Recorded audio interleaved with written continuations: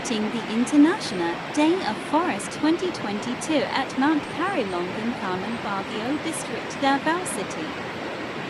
During this day, we have tree planting activity and bird watching activity.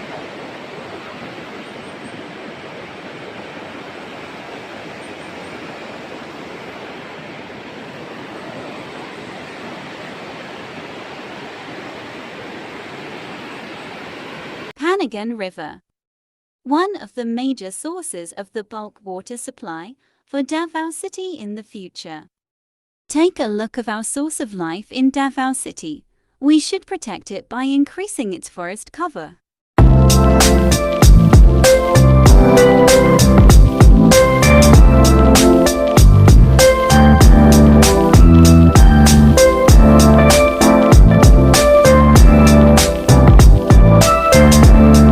Taking the hike towards the tree planting site.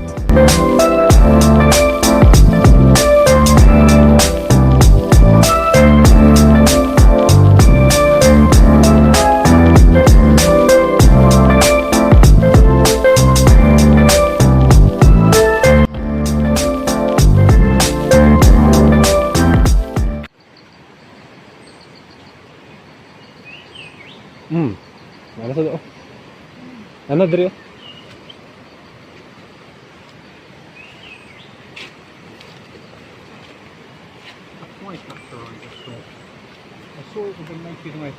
You're listening to a call of the yellow-bellied whistler, a Philippine endemic species which feeds mainly on insects. You see my laser there? It's above and there. That's it. It's gone across Mount Clayton and it's gone into the back of the Yellow-bellied West Whistler. Philippine endemic. Yun saan? Ah.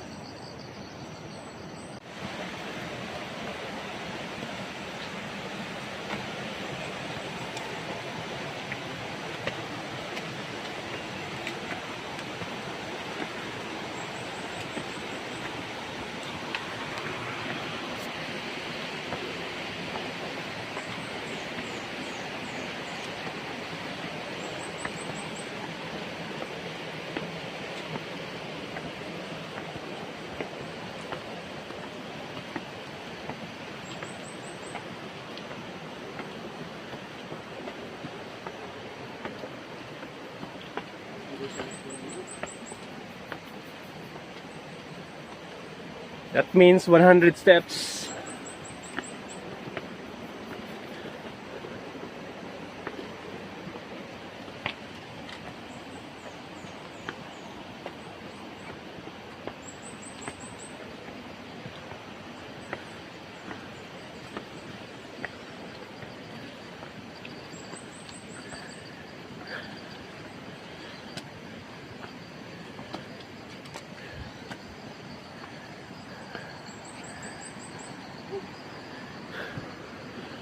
Assault yun ito nan, sir.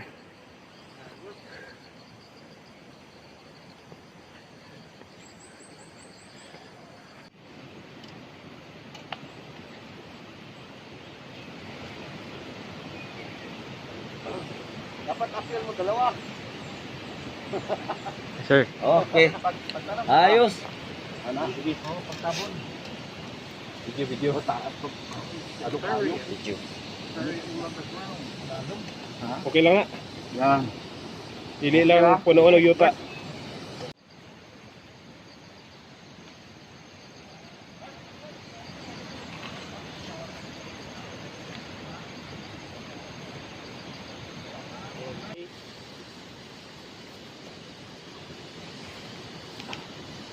Engineer Alden Fernandez. Si Daddy Dark Lord.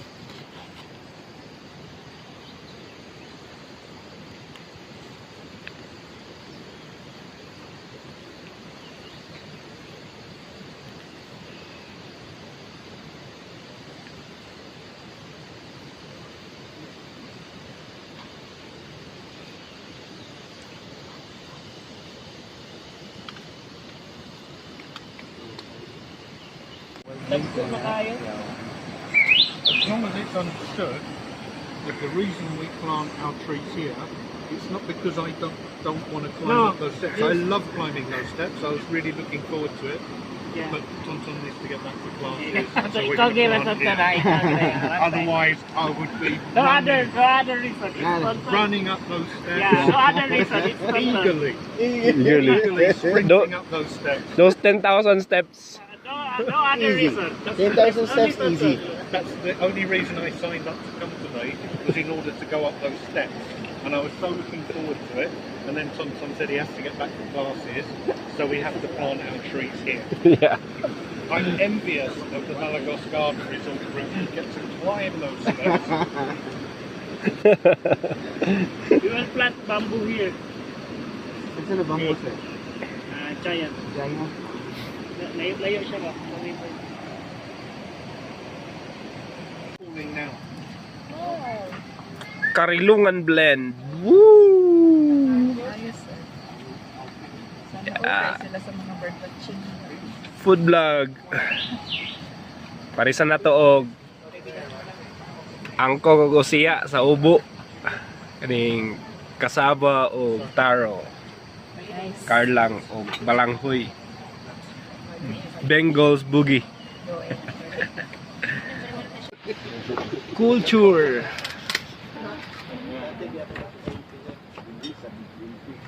Wow. Linutlot.